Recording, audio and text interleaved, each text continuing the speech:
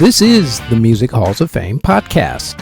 This week we honor the year in music for 2008 along with a member of the Rock and Roll Hall of Fame class of 2008. We also make the case for you to vote for the White Stripes to be inducted into the Rock and Roll Hall of Fame, and our Spotlight Museum is the Blues Foundation Hall of Fame in Memphis, Tennessee.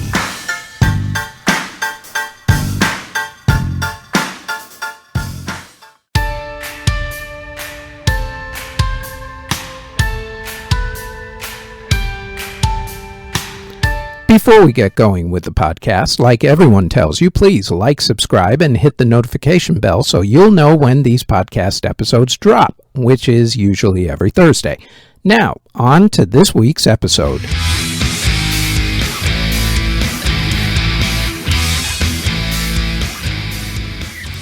The year was 2008.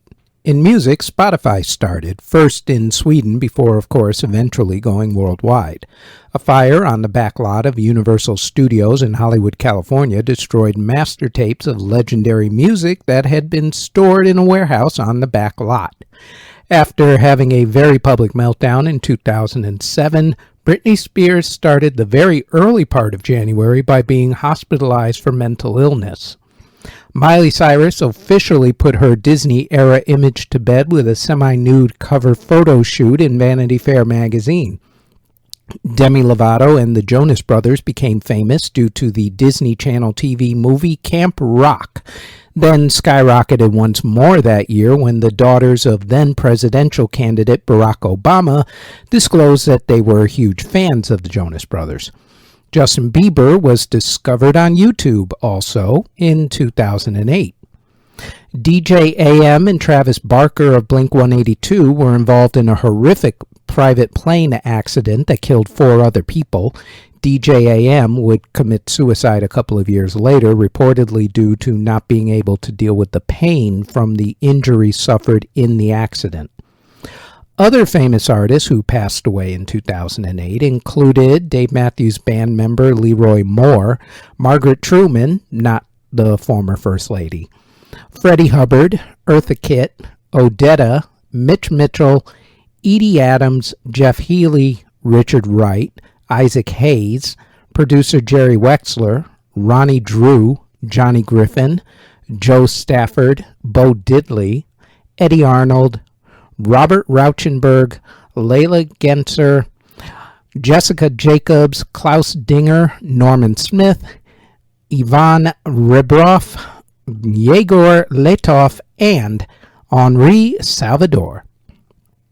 The best-selling album of 2008 was Lil Wayne's The Carter 3.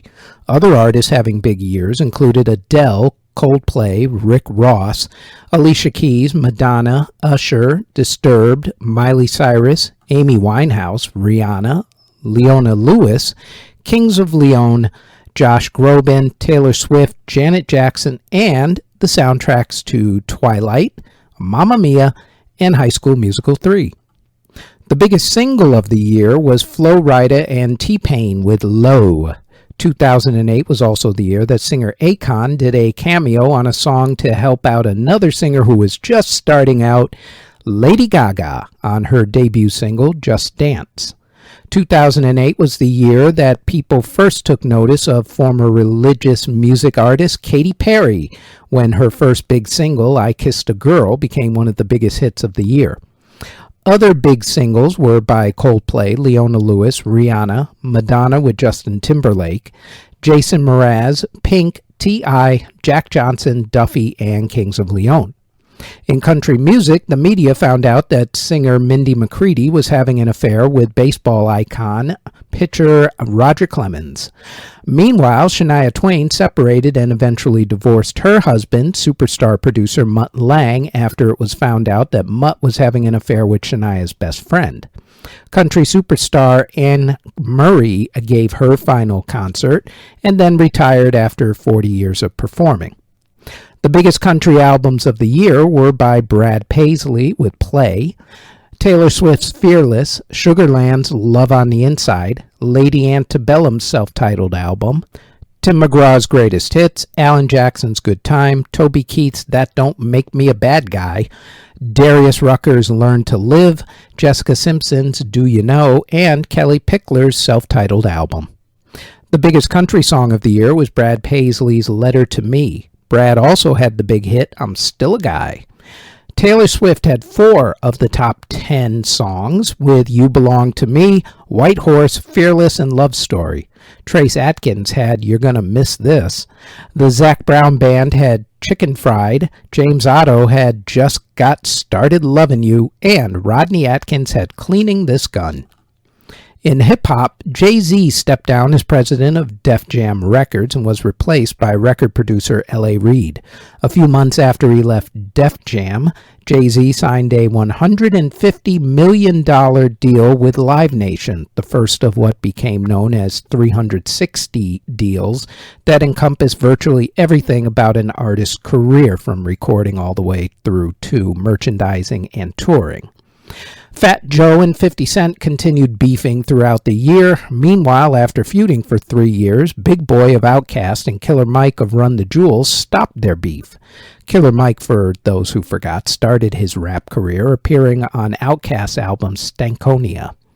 Cancel culture took aim at hip-hop videos, specifically the TV network BET, for playing hip-hop videos. Ultra-conservatives got companies like Pepsi, General Motors, and Procter & Gamble to pull their ads from the network. Just in case you thought only liberals were into cancel culture, nope. Both sides actually do it on the regular, and it's been going on for decades. It's nothing new. Lil Wayne's The Carter 3 was the biggest hip-hop album of the year.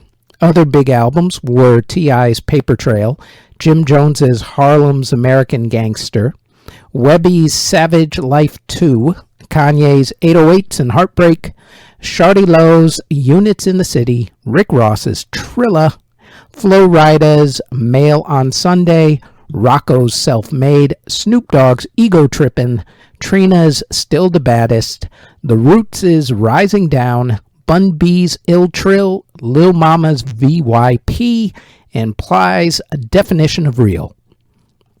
While Lil Wayne's song Lollipop was a big hit, T.I. actually had the top 2 songs in hip-hop with Whatever You Like and Live Your Life.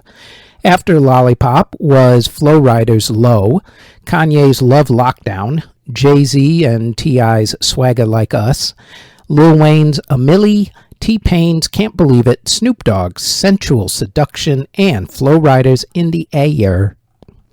On the dance charts, pop dance claimed 9 of the top 10 spots as Rihanna, Beyonce, Mariah Carey, Madonna, Ne-Yo, Britney Spears, Lady Gaga, and the Pussycat Dolls all dominated the charts. Bob Sinclair and Steve Edwards laid claim to the top dance club play spot with their song Together. Other EDM artists who had hits were Danny Tenaglia with his song The Space Dance, Mark Picciotti's Turn It Up, Christine W's The Boss, Ultranate's Give It All You Got, Eric Prydz' club anthem Pajano, Armin van Buuren's In and Out of Love, Afrojack's Drop Down, Morgan Page's The Longest Road, and the Bingo Players with Get Up. Rock music was in its pop-punk phase as artists like The Offspring, The All-American Rejects, and Fall Out Boy had big years. However, there was still room for more mainstream acts like Three Doors Down, Kings of Leon, and Nickelback, along with Staind, The Killers, Disturbed, and Weezer. Latin music started the year in a bit of a rut. In fact, things were so bad that the Record Industry Association of America lowered its bar for exactly how many sales it took to have gold and platinum records in Latin genres. Little did they know that the explosion in Latin music that was actually going to happen about a decade later. The biggest Latin artists of 2008 were Wisin and Yandel, Vicente Fernandez, Marco Antonio Solis, Flex, Enrique Iglesias, Aventura, Camila, Juanes, Que Paz de la Sierra, Manya, and Luis Fonsi. At the Grammy Awards, Robert Plant and Alison Krauss were the big winners of the night with 5 awards. They won Album of the Year for the album Raising Sand. Record of the Year also went to them for their song Please Read the Letter. Song of the Year went to Coldplay for Viva La Vida, and Adele won Best New Artist. Britney Spears won Video of the Year at the MTV Video Music Awards for the video Piece of Me. At the American Music Awards, Rihanna and Chris Brown were the big winners. And the Billboard Music Awards, well, they were not held in 2008. In fact, they would make a comeback in 2010. At the Eurovision Singing Contest, which was held in Belgrade, Serbia, Russia won that year. At the Tony Awards, In the Heights won Best Musical, and South Pacific won Best Revival of a Musical. The 2008 Pulitzer Prize for Music went to David Lang for The Little Match Girl Passion, Stephen Hartke for Meanwhile, and Roberto Sierra for Concerto for Viola. At the Academy Awards for Music, Slumdog Millionaire won Best Original Score, and the song Yai-Ho from the movie won Best Original Song. In fact, that movie basically cleaned house that year, including Best Picture. The Rock and Roll Hall of Fame induction ceremony was held on March 10, 2008 at the Waldorf Astoria Hotel in New York City. At the ceremony, harmonica player Little Walter was inducted into the Sidemen category.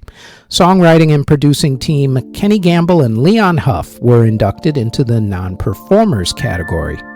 That year's class of inductees into the Rock and Roll Hall of Fame included Leonard Cohen, the Ventures, the Dave Clark Five, John Mellencamp, and this next artist.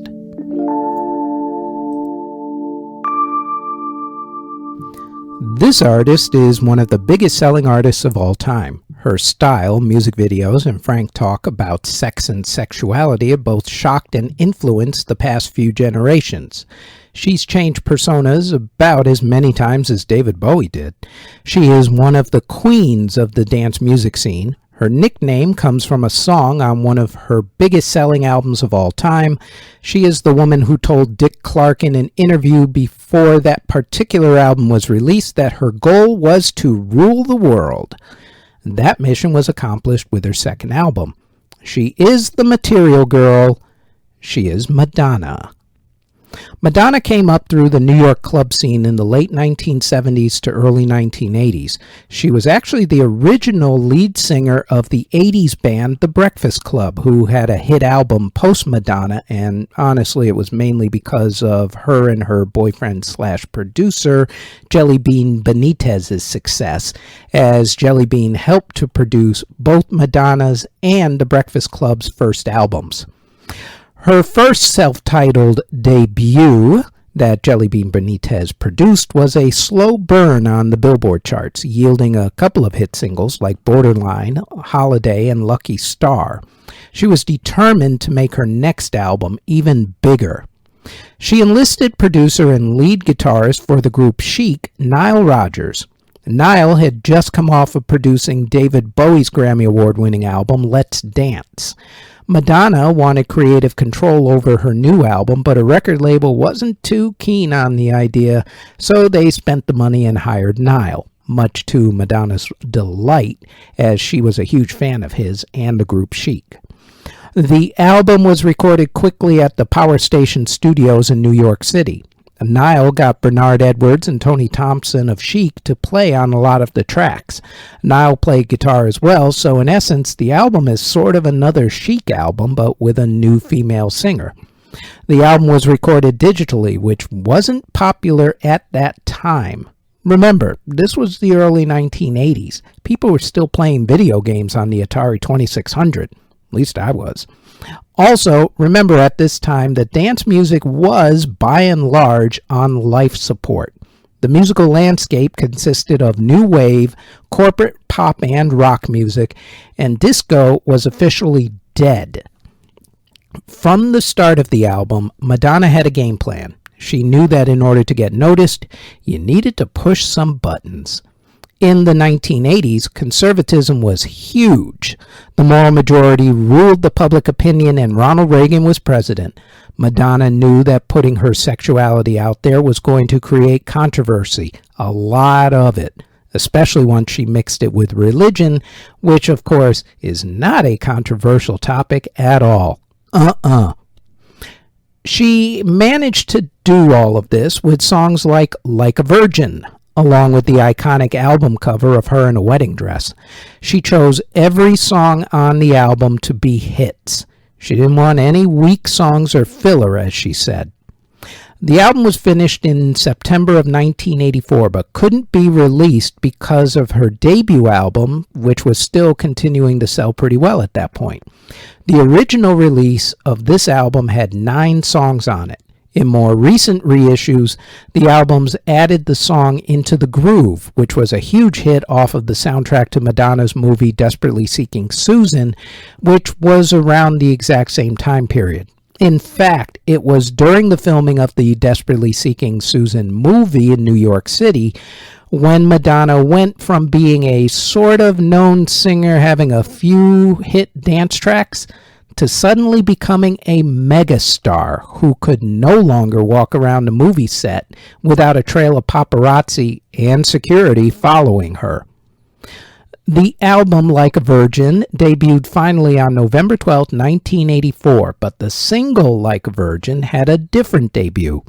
On September 14, 1984, Madonna debuted the song at the MTV Video Music Awards, wearing that album cover wedding dress with the boy toy belt buckle and just basically all over the stage floor in a sexually charged performance. The audience was stunned. And, of course, controversy followed. Mission accomplished, buttons pushed. The album had 5 top 5 singles from it: Like a Virgin, Material Girl, Angel, Into the Groove, and Dress You Up. The album itself debuted at number 70 on the charts, but hit number 1 less than 2 months later. The album became the first female solo album to sell over 5 million copies in the United States. It has sold over 10 million copies to date, and even though it was her second album, it was the album that broke the doors wide open for her and turned her into an icon.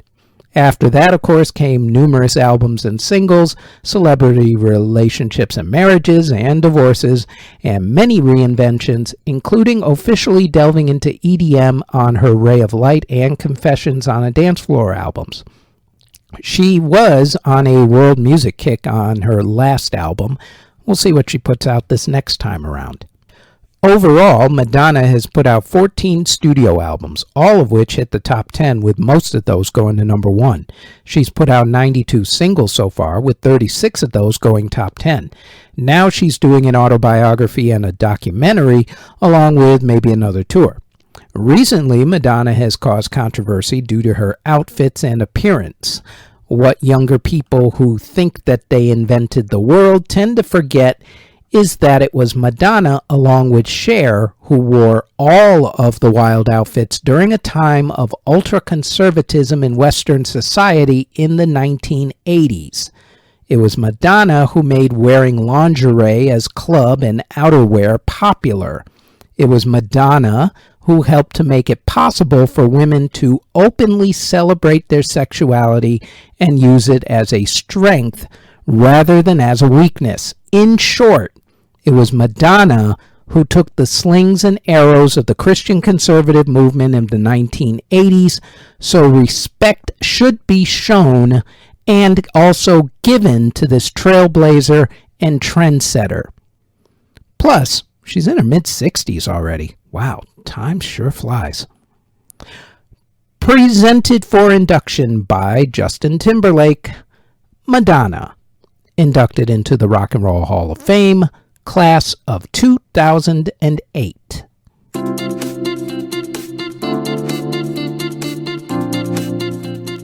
Before we get to the rest of the podcast, we'd like to tell you about our other podcast, the Music History Today podcast.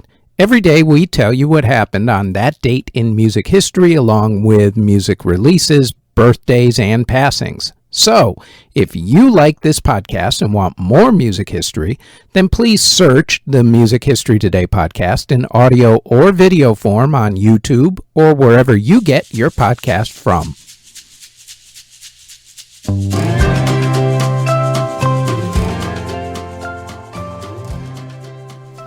This This week, we're going to make the case for you to vote for the White Stripes to be inducted into the Rock and Roll Hall of Fame. Here's a few reasons why you should consider giving them your vote.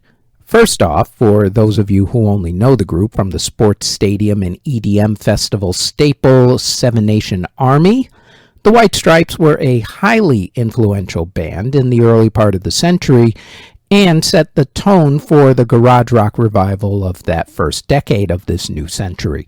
The duo of Jack and Meg White plied their craft with a stripped-down sound and raw energy that inspired countless musicians and bands, including the Black Keys, the Strokes, and the Hives.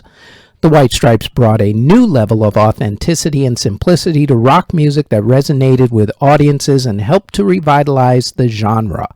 Second, the White Stripes were not only influential but also commercially successful. The breakout album White Blood Cells went gold in the US and the UK and helped to catapult the band into the mainstream. Their follow-up album Elephant was even more successful, debuting at number 1 on the UK charts and earning a Grammy Award for Best Alternative Music Album. The White Stripes sold millions of records worldwide and had a significant impact on the music industry. Third, the White Stripes were a highly innovative band, constantly pushing the boundaries of what was possible in rock music. They experimented with different instruments, sounds, and styles, incorporating elements of folk, blues, and country into their music. Their use of unconventional instruments, such as the marimba and the mandolin, added a unique dimension to their sound, and their creative visual aesthetic made them stand out from other bands of their time. Fourth, the White Stripes had a lasting impact on pop culture beyond their music. Their iconic red and white color scheme, which was incorporated into their album artwork, stage design, and even their clothing, became synonymous with the band and is still recognized around the world. Their music has also been featured in numerous films, TV shows, and commercials, cementing their place in pop culture history. Fifth, although this really shouldn't have anything to do with the nomination process, Jack White is one of the biggest musicologist musicians out there, along with Questlove from The Roots. Between the two of them, they probably know more about music history than the entire internet. My thought is that the Hall should put the White Stripes in, but if they don't, then maybe they'll put Jack White in because of the work he's done as a music historian. Regardless, putting the White Stripes into the Hall would be well-deserved, and you, yes you, can help get them in. Go to rockhall.com to vote. That's ROCKHALL.com, of course. You can vote for 5 different nominees every day up until the end of April, very beginning of May. The link for voting is, of course, in the show notes.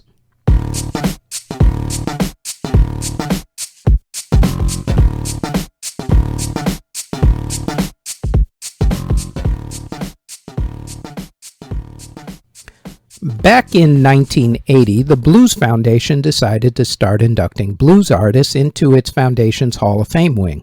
Much like the Rock and Roll Hall of Fame, they inducted members long before they actually had a physical building. That changed when the Blues Hall of Fame and Museum opened on May 8, 2015. The museum is located at 421 South Main Street in Memphis, Tennessee. It is located less than 2 blocks away from the National Civil Rights Museum, which is what used to be the Lorraine Motel. The Lorraine Motel is famous for being the place where Dr. Martin Luther King was assassinated. The museum itself has 10 galleries, and as far as museums go these days, it's pretty updated with modern technology. There's interactive touchscreen displays and databases, unlike a lot of museums where those button displays never seem to work. We've all been to those museums. The museum is normally open Wednesday to Saturday, 10 a.m. to 5 p.m., and Sunday, 1 a.m. to 5 p.m. Admission is $10, which is extremely cheap for a museum these days, but as with every museum these days, check with their website for ticket purchasing and information, especially for their most recent pricing and hours of operation. Blues.org is its website, and we will put that link as well in the show notes. There is no denying Ray Charles's musical genius. He helped to invent soul music by combining rhythm and blues, jazz, and gospel. He also helped to integrate country music with pop and R&B in order to help it cross over into the mainstream. According to Rolling Stone magazine, Charles is the second greatest singer of all time and the 10th greatest artist of all time. Ray was born on September 23, 1930 in Georgia. Ray's grandfather gave up custody of his mother Aretha to a family friend because Ray's grandmother had passed away and the grandfather couldn't afford to keep Ray's mother. That family friend named Bailey had an affair with Ray's mother, which created a big scandal. Ray was actually the byproduct of that affair. Ray started to learn the piano at the age of 3. By the age of 5, he developed a case of glaucoma and became completely blind. His mother fought for Ray to go to a school for blind children in St. Augustine, Florida, but when Ray was 14, his mother passed away. He left school after the funeral.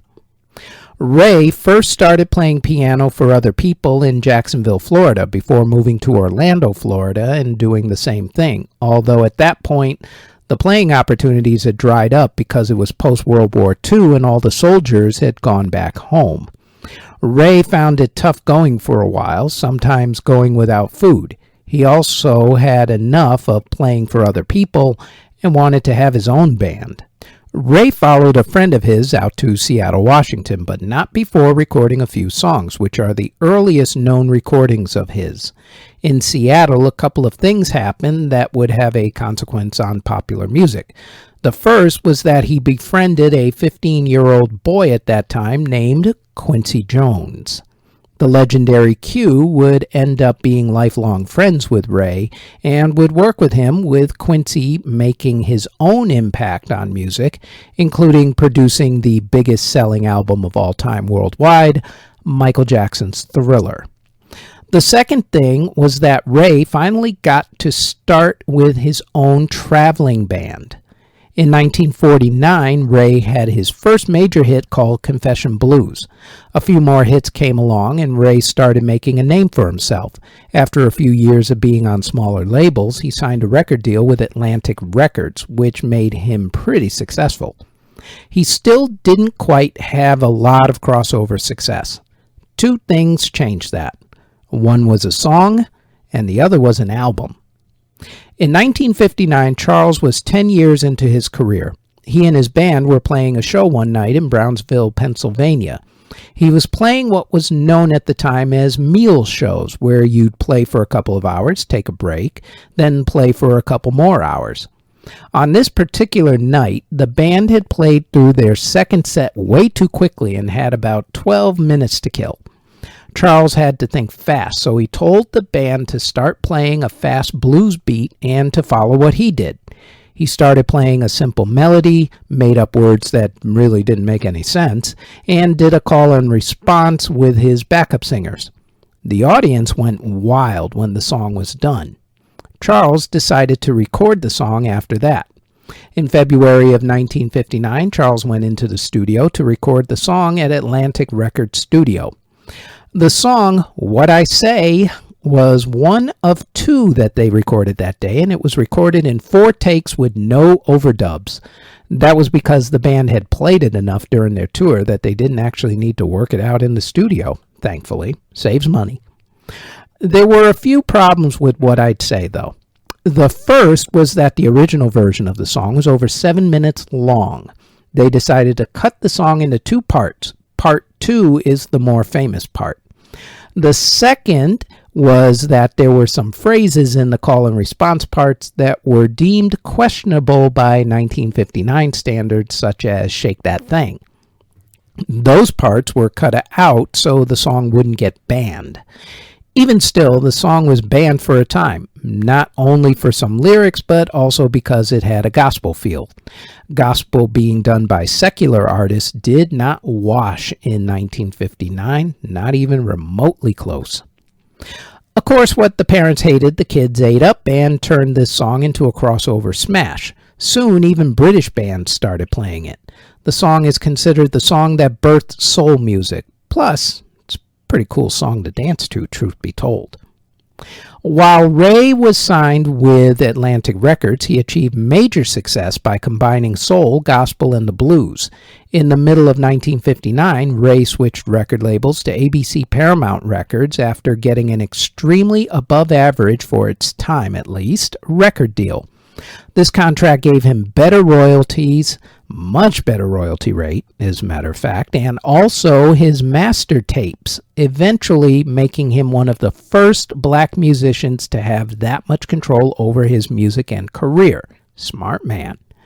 Ray also continued having big hits, like the songs Georgia on My Mind and Hit the Road Jack. In 1962, he recorded what turned out to be considered one of the greatest albums in music history. Modern Sounds in Country and Western Music was Ray's experiment with country music. At the time he recorded it, racial segregation was at its peak and the civil rights movement was in full swing. Racial tensions were at a boiling point, so for a black artist to do what a lot of people considered and still consider white music did not sit well with a lot of people, including some of the people on his own record label. Nonetheless, Ray pursued his idea. Once he signed an extension to his contract, he and his band got down to business. He recorded and produced the album on February 5th and 7th at Capitol Studios in New York City and at United Western Recorders in Hollywood, California on February 15th. That was it. 3 whole days. None of this taking 5 years to record an album like some artists do. The album was a bunch of cover songs. However, Ray put his twist on them, including using a big band sound at times with lush string arrangements. Modern Sounds in Country and Western Music was released in April of 1962 and, thanks to a whole lot of marketing, became a huge seller right out of the gate. It spawned 4 hit singles, with each of them becoming big hits on the adult contemporary, country, and pop charts. In the process, Ray helped to bring country music into the mainstream. The album itself won Album of the Year at the Grammy Awards.